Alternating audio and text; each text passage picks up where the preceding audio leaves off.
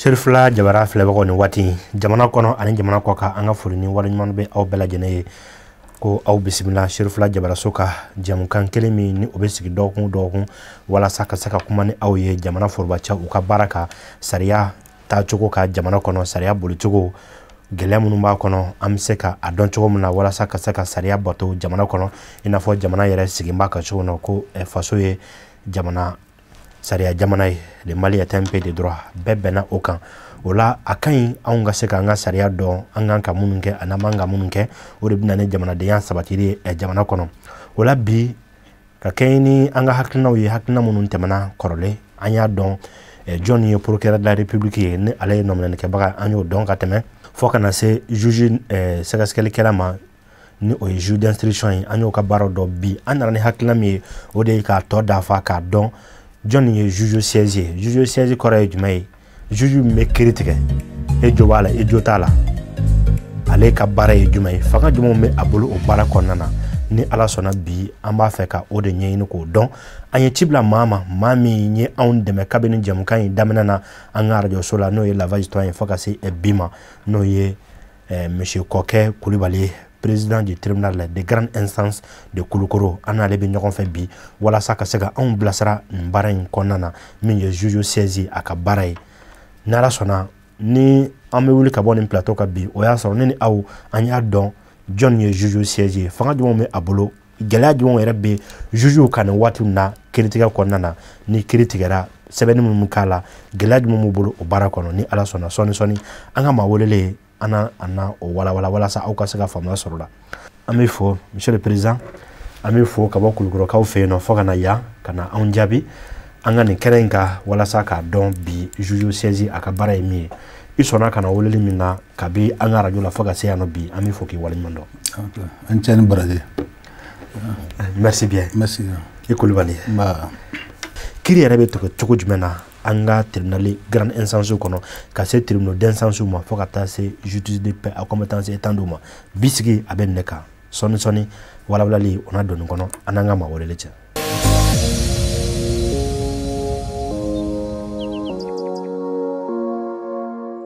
monsieur le président oui en saglen ko ki fo ami wala mando kabi sandama radio la fo ka se bima et de on demain jamukan akella kasensoro amifo okay en tiani boraje merci ba kabini ye procureur fo kana se bima ala ye tribunal Kouloukoro tribunal ba do igarziga la ikaseka amarabi ola siège amado na farako président du tribunal okoro avec siège de barako nana ama fe ka min do 600 o de John ye juge siège refolo quel est juge au siège. Ok, ni ka ngal jara me sona ki ngal jabe mbi ira fofolo e aka ni hakilana parce que ndela ka fo ka fo mo ni be jamana konnana aka kan ika hake mi ani hake mbi ira kana ka si mo to mo ka si jamana mo iko don o ka fsa ku sebe na mo wole ko le droit et devoir be kanga ika hake fe jamana fan fe ou ba jamana fa ka hake i fan fe mi be kanga o don en hagla akani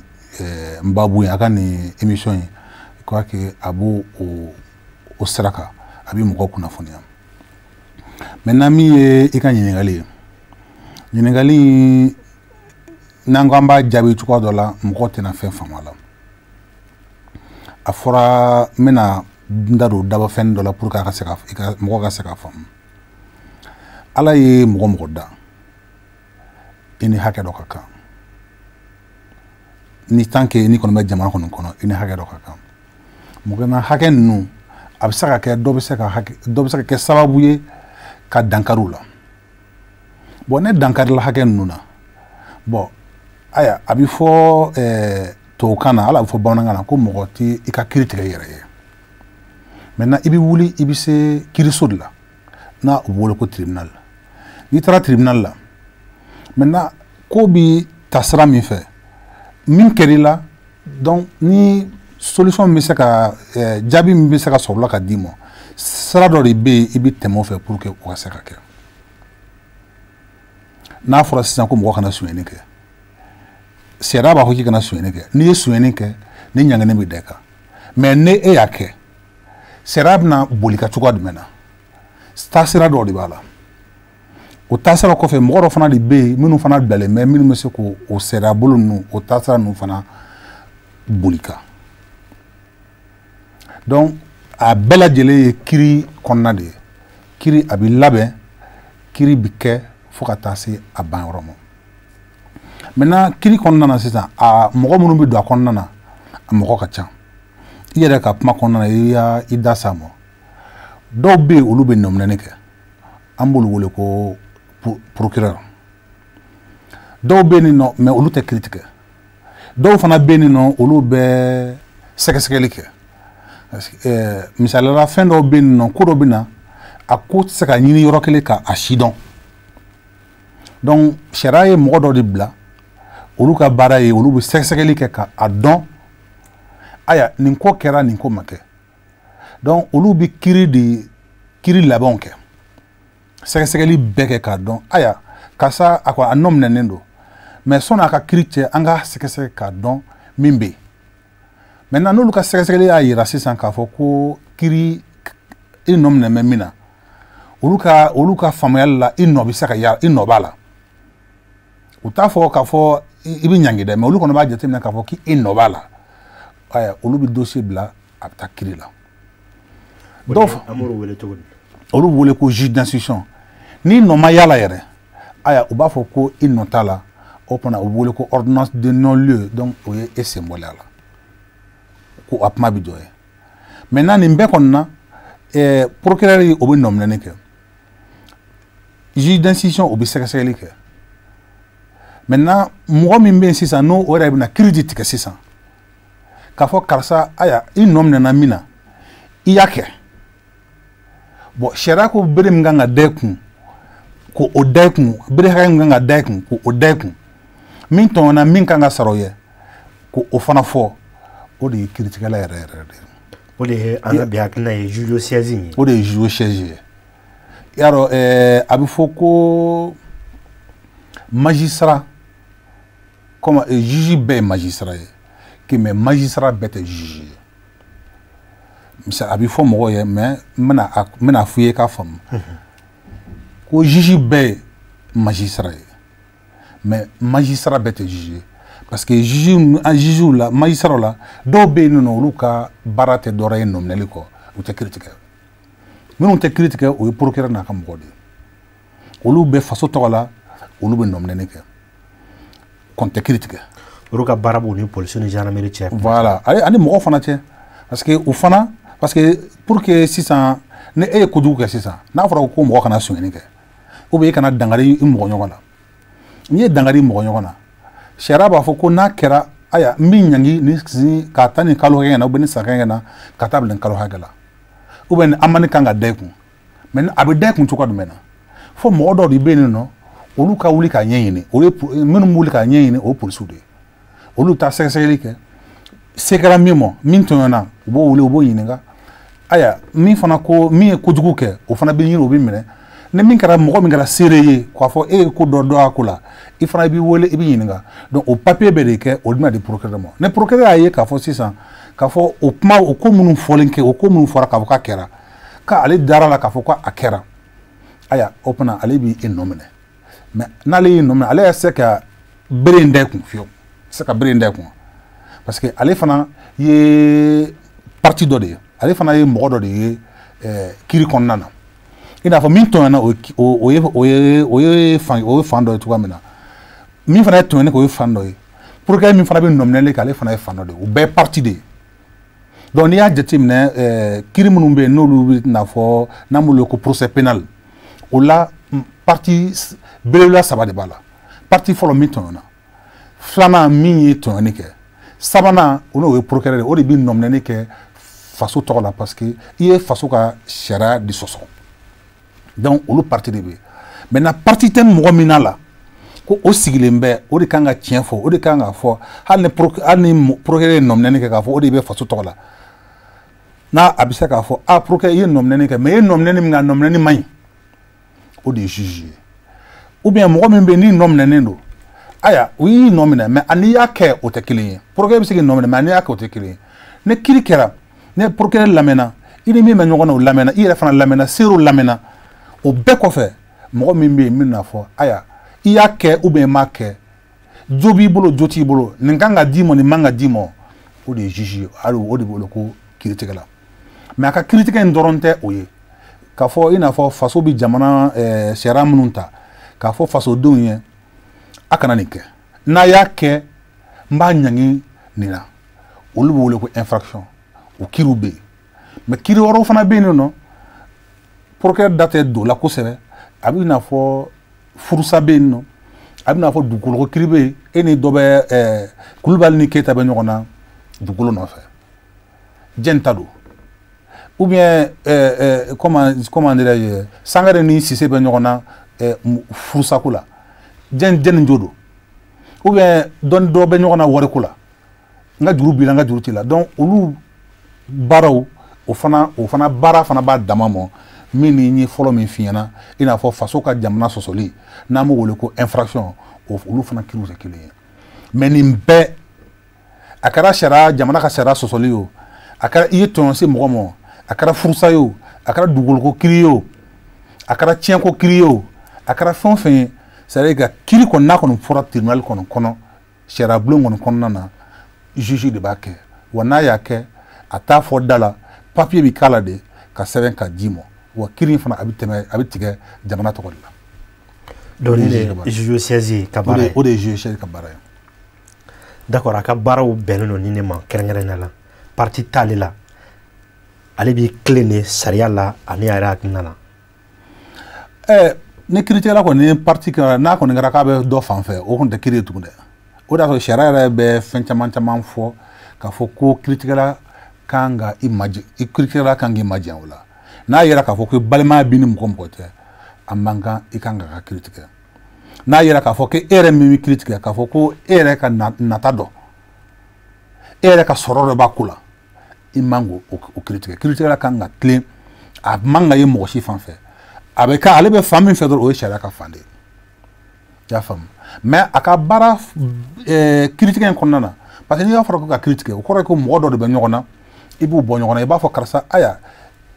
jo t'e bolo karisa jo b'e bolo i b'o de fɔ o y'a ka baara fanba ye mais o fana kɔfɛ baara wɛrɛw fana b'a la a bɛ se ka na sisan k'a fɔ ko a bɛna kiiri kɛ sariya yɛrɛ b'a kiiri taabolo dɔw bɛ yen nɔ sariya yɛrɛ b'a diyagoya juge kan ko i ka fɔ ka bɛn kɛ mɔgɔ ni ɲɔgɔn cɛ a ka baara fana dɔ ye fɔ ka bɛn sabati mɔgɔ ni ɲɔgɔn cɛ n'i ye sariya ko yɛrɛ jateminɛ n'i ye kiiritigɛ yɛrɛ jateminɛ a bɛɛ laban ye mun ye ka bɛn ani kɛlɛya sabati mɔgɔ ni ɲɔgɔn cɛ kiiritigɛla minnu n'an b'u wele ko juge a kɛra procureur ye o a kɛra juge au siège ye o a kɛra juge d'instruction a kɛra sɛgɛsɛgɛlikɛla ye o a fɛn fɛn bɛ taa nin bɛɛ de sigi mɛ pour que ka se ka keleya ni bɛn sabati mɔgɔ ni ɲɔgɔn cɛ pour que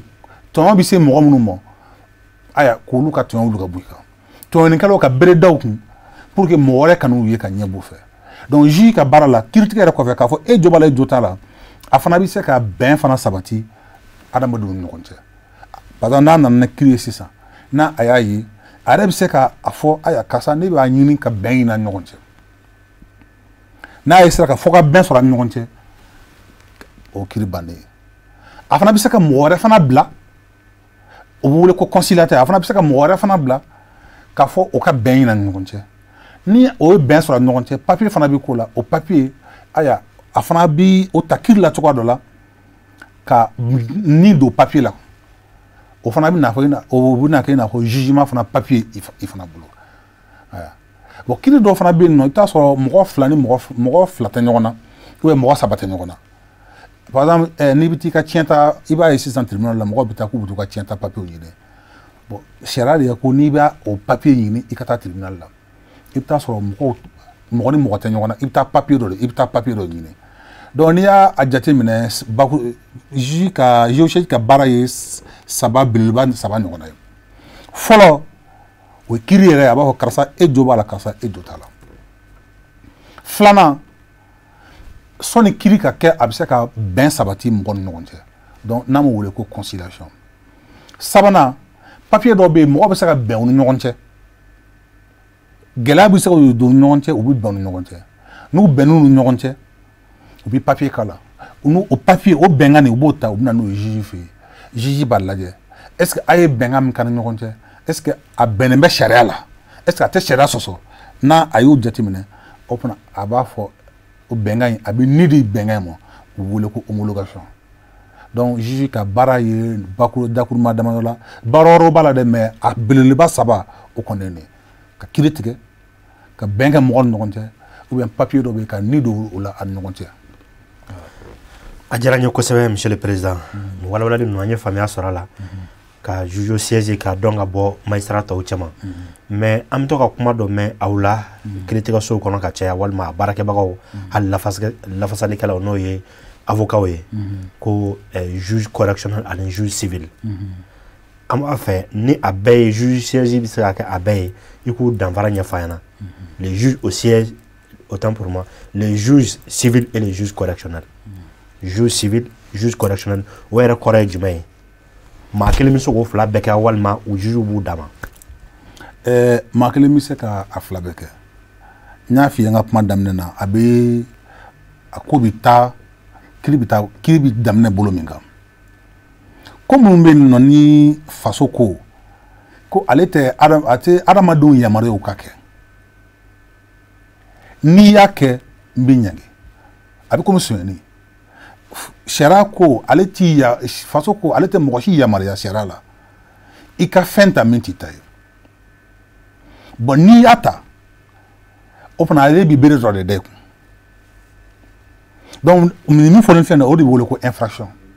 sariya b'a fɔ à l'avance mɔgɔw ye fɔlɔ ko a kana nin kɛ n'a y'a kɛ n bɛ nin bere da kun donc ni i y'o kɛ e mɔgɔ min mana o kɛ sisan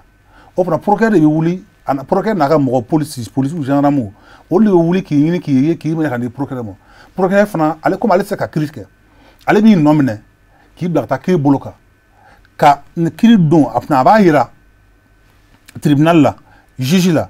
ko n ye karisa nɔ minɛ n y'a nɔ minɛ nin na a ye nin baara de kɛ o fana a baara in a man kan sariya la sariya yi ko bere min bɛ da kun o bere de filɛ donc n b'a ɲini fɛ jamana tɔgɔ la i ka a ɲangi i ka bere in da kun maintenant o kiiri min bɛ kɛ mɔgɔ min bɛ yɛlɛ o la juge min b'o kiiri kɛ o de bɛ wele ko juge correctionnel n bɛ hakililajigin k'a la n'i y'a jateminɛ sisan sariya b'a fɔ ko minnu na ko minnu bɛnnen tɛ k'ale b'u kɔn adamadenw kana kɛ n'a y'a kɛ n b'a ɲangi mali sariya la bi bolo ta yɔrɔ ma saba de don a fɔlɔ o bɛ wele ko contravention n'i ye ko kɛ min bɛnnen tɛ sariya la sariya bɛ se k'i ɲangi ka taa tile kelen ka taa bila tile 10 na o de bɛ wele ko contravention alamani fana bɛ da i kun a bɛ taa 60 la ka taa bila 1800 ne ma ɲinɛ o de ye contravention ye. 1600 18 000 francs voilà donc dɔ fana bɛ yen nɔ o bɛ wele ko délit ye mun ye o ye sariya bɛ ko minnu kɔn k'u ɲangi ka taa tile 11 ka taa bila san 5 la donc sabanan ye min ye o ye sariya bɛ ko minnu kɔn n'a b'o ɲangi ka taa san 5 ka taa bila fɔ fagali la o de bɛ wele ko crime bon nin bɛɛ na tribunal min b'a o juger o bɛɛ n'a dama tribunal don tribunal min bɛ yen nɔ kiiribulon min bɛ yen n'o bɛ contravention juger o bɛ wele ko tribunal de simple police min bɛ yen nɔ n'o bɛ délit n y'a fɔ ka taa tile 11 ka taa bila san 5 la o de bɛ wele ko tribunal correctionnel donc juge min bɛ yen n'o b'o kiiri kɛ o de bɛ wele ko le juge correctionnel maintenant min bɛ yen n'a b'a ta san 5 ka taa se fɔ fagali ma o de bɛ wele ko o kiiri bɛ kɛ kiiribulon min na o de bɛ wele ko cour d'assises i y'a faamu donc le juge correctionnel tɛ dɔwɛrɛ ye juge min bɛ yen n'a a bɛ kiiri min tigɛ sariya sɔsɔ min tigɛ kiiri tigɛ n'a b'a ta tile 11 ka taa bila san 5 la o de ye juge correctionnel ye maintenant le juge civil o ye mun ye o ye juge minnu bɛ yen nɔ juge min n'a bɛ tɔn sera mɔgɔ ma n'a fɔ furu ɲɔgɔnma ni ɲɔgɔn cɛla la ka furu sa o ye juge civil ye ou bien ne ka to ka n ka mobili boli sisan ne taara sisan ne y'i ka koko kari n ye tɔɔrɔ s'i ma koko in kɔni a binna a kan ka jɔ de donc i bɛ se ka na ɲini n ko o koko in dilan ne ma dilan aya komi i tɛ se ka kiiri tigɛ yɛrɛ i bɛ wuli i bɛ se tribunal la bon juge min fana b'o baara fɛ o fana bɛ wele ko juge civil. Jurukani ni tiɲɛtila b'o la. Jurukani b'o la tiɲɛtila b'o la olu de o de bɛ wele ko juge civil donc a danfara tɛ dɔwɛrɛ ye dɔ ni juge correctionnel o ta ye infraction o ye infraction min bɛ yen nɔ n'o o bɛ taa ta san tile 11 ka taa bila san 5 la o de ye juge correctionnel ye mais juge civil kasola dɔnko t'o la min ye correctionnel ye o de bɛ kasola don kiiri kɛ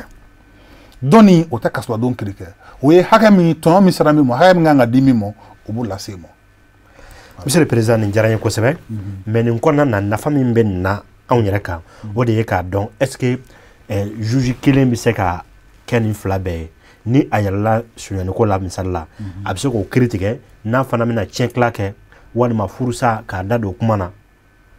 walima réparation i n'a fɔ i da sera min ma i ye dɔ ka so kari i sera a ma o juge kelen bɛ se k'o baara fila kɛ walima juge wɛrɛ bɛ yen il y a les juges correctionnels à part mais il y a les juges civils à part ne b'a fɛ k'a dɔn ni a y'a sɔrɔ maa kelen de bɛ se ka nin fila bɛɛ kɛ maa kelen bɛ se ka baara bɛɛ kɛ ne so min nana na sisan so ka kiiri n'o kɛra n'o banna n'o bɔra yen olu bɛ bɔ o t'o ta bannen ye ale bɛ juge ale ka baara kiiri tigɛ don baara wɛrɛ t'a la kiiri tigɛ kɔ ale bɛ sariya don a bɛ kiiri tigɛ ne zone ni zone nana ou bien mɔgɔ ye dangari mɔgɔ la ka fɛn dɔ s'a ma donc n'o banna sisan n'o kiiri banna sisan parce que n'i y'a jateminɛ sisan ne min fɔ ne bɛ kulukuru sisan zone ka kiiri ani mɔgɔ minnu bɛ accident kɛ ani mɔgɔ minnu bɛ n'olu a fɔ k'u ye escroquerie kɛ olu ka kiiri o y'anw fɛ yen nɔ tarata don ye tarata don kiiri foyi tɛ kɛ olu kɔ araba don mɔgɔ minnu bɛ yen nɔ ni o ye baarakɛlaw ni ɲɔgɔn cɛ baarakɛla n'a ka patron cɛ n y'i bila ka bɔ baara la i man ka droit sara o kiiri n'an b'o wele ko jugement social tribunal de travail o kiiri o ye araba don ye maintenant alamisa don kiiri wɛrɛ fana bɛ yen furusa kiiri bɛ yen karisa ye ni an bɛ ɲɔgɔn na furuko la ou bien n ka juru b'a la o kiiri olu fana bɛ yen donc nin bɛɛ tɛ se ka a bɛɛ tɛ kɛ don kelen i t'a sɔrɔ don dɔw la minnu ye tɔɲɔni kɛ n'o ye zon ye ou bien n'o ye escroquerie ye olu ka kiiri o don b'a dama n'i taara n'i y'a jateminɛ tribunal kɔnɔna na a bɛ kɛ o cogoya de la don dɔ sugandilen bɛ kiiri dɔ bɛ kɛ o don wɛrɛ sugandilen bɛ kiiri dɔ bɛ kɛ o don mais a bɛɛ juge kelen de bɛ se ka baara juge kelen b'a baara bɛɛ kɛ. a diyara n ye kosɛbɛ waati kɔni tɔ man ja avec votre permission an bɛ sɔn ka segin ka jɛmukan in kɔni n dafa ka sababu kɛ hakilina in yɛrɛ nafa ye n'o ye thème yɛrɛ nafa ye mais an b'a fɛ ka min dɔ teliyara o de ye a bɛ min wele ko le principe de collégialité des magistrats o ye jumɛn ye bamanankan yɛrɛ la n'an ko k'an ka a fɔ misali ni o dira a kan an bɛ sɔn ka faamu kosɛbɛ. bon collégialité tɛ dɔwɛrɛ ye o kɔrɔ ye ko mɔgɔ caman bɛ kiiri tigɛ de mɔgɔ caman a bɛ jɛ ɲɔgɔn fɛ ka kiiri tigɛ a fɛngɛ ye dɔɔni n'an b'a wele a contraire ye jumɛn ye o ye mɔgɔ kelen ka kiiri tigɛ collégialité in filɛ nin ye fɛn ɲumanba de don parce que a bɛ fɔ bamanan ko mɔgɔ kelen hakili kelen mɔgɔ fila hakili fila bon ni e kelen don sisan e bɛ ka tigɛ misalala sisan ne bɛ se ka papier ta k'a fɔ ko n bɛ fɛn dɔ sɛbɛn mais ne yɛrɛ kelen nin n bɛ se ka papier ta n bɛ fɛn dɔ sɛbɛn mais hakili bɛ se ka n yɛrɛ sɔsɔ kɔfɛ n b'a to yen mais ni kelen y'a kɛ kɔnɔ mɔgɔ kelen baara de don an si dafalen tɛ donc a bɛ se ka kɛ n bɛ fili mɔgɔ si tɛ yen n kɛrɛfɛ min b'a fɔ karisa e bɛ ka hakilila min ta a hakilila man ɲi donc ka se k'o bali a bɛ ɲini min ka ɲi kosɛbɛ o ye mɔgɔ caman de ka kiiri tigɛ bon n'i y'o jateminɛ bi normalement Bamako tribunal ba minnu bɛ yen n'a bɛ wele ko tribunaux de grande instance a bɛ région bɛɛ la pratiquement o tribunal ninnu normalement mɔgɔ saba de juge saba de kan ka kiiri tigɛ n'i taara cour d'appel la bi cour d'appel juge saba de b'a tigɛ n'i taara cour suprême na juge saba de b'a tigɛ donc a dabɔ kun ye cour d'assises juge 7 o de b'a tigɛ donc a dabɔ kun ye min ye ka se ka fili dɔgɔya kiri kɔnɔna na ni e filila ne b'a fɔ a karisa ayi ni yala i bɛ sara min k'o ta sara ni ne de ka ɲi ne mɔgɔ wɛrɛ fana sɔrɔla kɛrɛfɛ fana ka ne fana o fɔ donc ne mɔgɔ fanba taara fan min fɛ yala mɔgɔ 3 la sisan ne mɔgɔ 2 taara fan min fɛ o de bɛ taa ou bien mɔgɔ 7 ne mɔgɔ 4 taara fan min fɛ o de bɛ taa donc a ko bɛ to o de ye collégialité collégialité tɛ dɔwɛrɛ ye k'a fɔ ko mɔgɔ caman de bɛ jɛ a bɛ jɛ ka hakilila di ɲɔgɔn fɛ ka kiiri tigɛ ne fanba taara fan min fɛ aya o de bɛ kɛ kiiri jaabi ye o de ye collégialité. Monsieur le Président diyara n ye kosɛbɛ waati kɔni banna mais an b'a fɛ ka min dɔ tɛlɛra o kɔnɔ est ce que ni an y'an ka tribunal de grande instance ni instance lajɛ bi baara in est ce que a bɛ ka kɛ o kɔnɔna i n'a fɔ i y'a fɔ cogo min est ce que a bɛ ka kɛ tan. baara in a tɛ kɛ sariya kɔni ye sariya an bɛ don min na fɔ bi a sariya taara jamana fɛ a sariya taara dɛ mais bi tribunal kɔnɔna na a bɛ kɛ fɛn kelen min na tribunal kɔnɔna na o ye tiɲɛtako ninnu a bɛ k'olu de la o la an bɛ mɔgɔ dɔ wele n'an b'olu wele ko assesseur olu de bɛ laadaw dɔn a bɛ kɛ yɔrɔ min na olu bɛ yɔrɔ tribunal bɛ yɔrɔ min na olu de b'a sigida laadaw dɔn olu bɛ taa o tɛ juge kiiritigɛla yɛrɛ ye u bɛ assesseur ninnu olu tɛ u ka baara tɛ jugeya ye mais nin na sariya bɛ yamaruya k'a fɔ ko comme olu de bɛ yɔrɔ laada dɔn u kana fara juge kan ka a dɛmɛ ka kiiri tigɛ donc olu bɛ kiiri tigɛ occasionnellement de mais u ka baara tɛ kiiri yɛrɛ ye kiiri tigɛ ye. mais o mɔgɔ ninnu sariya dɔnbagaw de don wa walima hali n'a ma kɛ sariya dɔnbaga ye. u ka yɔrɔ tribunal bɛ yɔrɔ min na u kan ka o yɔrɔ laada de dɔn u dogun y'a la o de ye. a diyara n ye monsieur le président ka kɛ ni i ka permission ye an bɛ sɔn k'a lajɛ jamukan in nafamaba yɔrɔ caman wɛrɛw b'a la mun ye kaso fali ye bi n'i ye kaso jateminɛ kaso fara kosɛbɛ an dun b'a dɔn k'a fɔ mɔgɔ tɛ se ka don kasobon kɔnɔ n'an ye jamana sariya suma ta k'a lajɛ ale bɛna fɔ de mɔgɔ si tɛ yen n'i bɛ se ka don kasobon kɔnɔ fo n'a kɛra juge dɔ ka magistrat dɔ ka yamaruya ye min ye magistrat de l'ordre judiciaire ye mais bi ni maa wɛrɛ tɛ se ka taa ni polisi tɛ se ka taa ni maa ye kaso la gendarmerie tɛ se ka taa ni maa ye kaso la fo n'a bɔra magistrat yɔrɔ kaso dun fara donc o bɛ an ka ɲininkali kɔnɔ juge siège walima magistrat ka baara kɔnɔ ni bɔda wɛrɛw bɛ sɔrɔ a kɔnɔ walima ni a y'a sɔrɔ fili dɔw yɛrɛ bɛ baara in kɔnɔ an ka se ka na o walawala. bon encouragement tɛ dɔwɛrɛ ye o ye kasobon fali de maintenant kun jumɛn de b'a fa. o kun ye voilà an b'a fɛ bi jamukan kɔni waati sera. kun de b'a la a caman ye a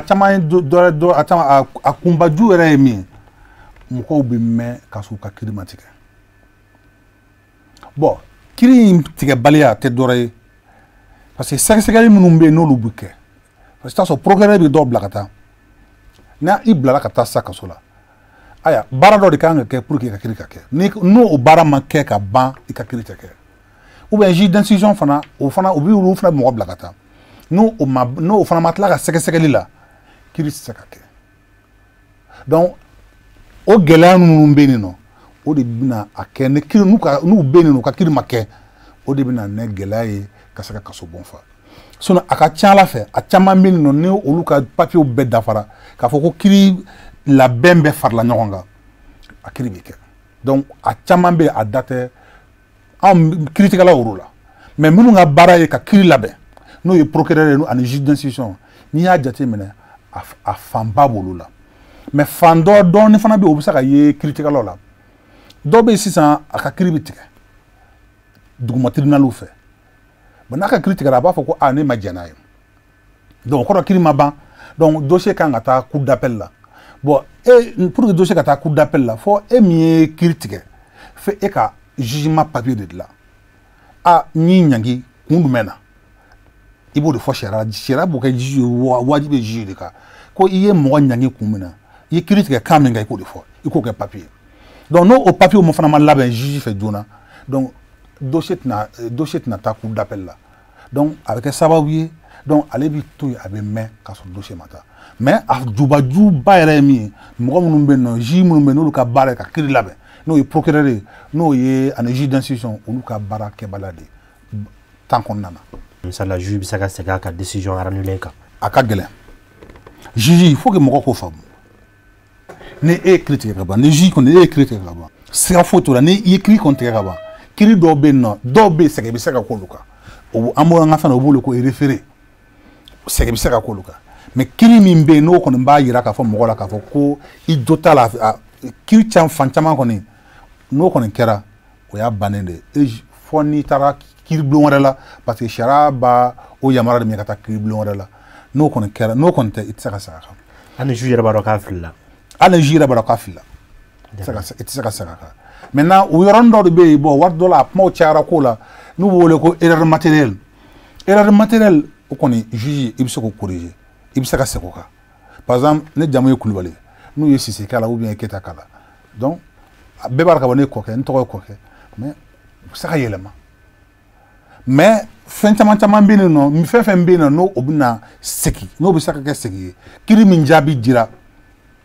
ka yɛlɛma dɔ la yɔrɔ wɛrɛ de bɛ se k'o yɛlɛma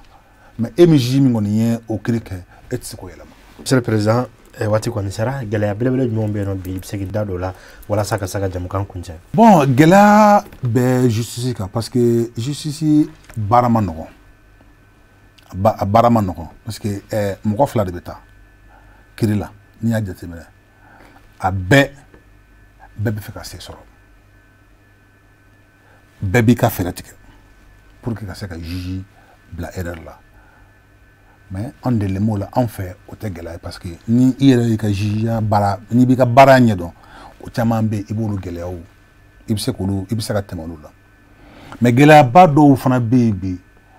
an ka mɔgɔw tɛ tribunal faamu u tɛ sariya faamu parce que caman bɛ yen u ma kalan o ye kelen bon anw ka fɛnba minnu bɛ yen bi o ye dugukolo ani tiɲɛ o damadɔ bɛ yen sariyaw talen b'an an fɛ o la o sariyaw olu n'an ka laadalako tɛ taa kelen ye an ka mɔgɔw ka taabolo si tɛ kelen ye par exemple n'i taara misali la sisan ka taa burusi kɔnɔna na ale sigima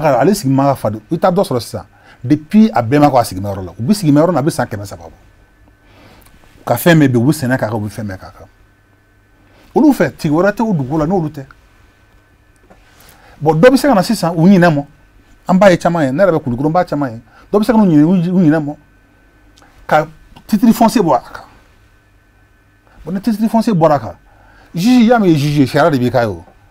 maintenant sariya ko bon ko dugukolo tigɛ la foyi tɛ yen titre foncier sanfɛ aya n'u nana e sigiyɔrɔ la a bɛ san 300 o dɔ nana titre foncier b'i ka yɔrɔ la i ka foro kan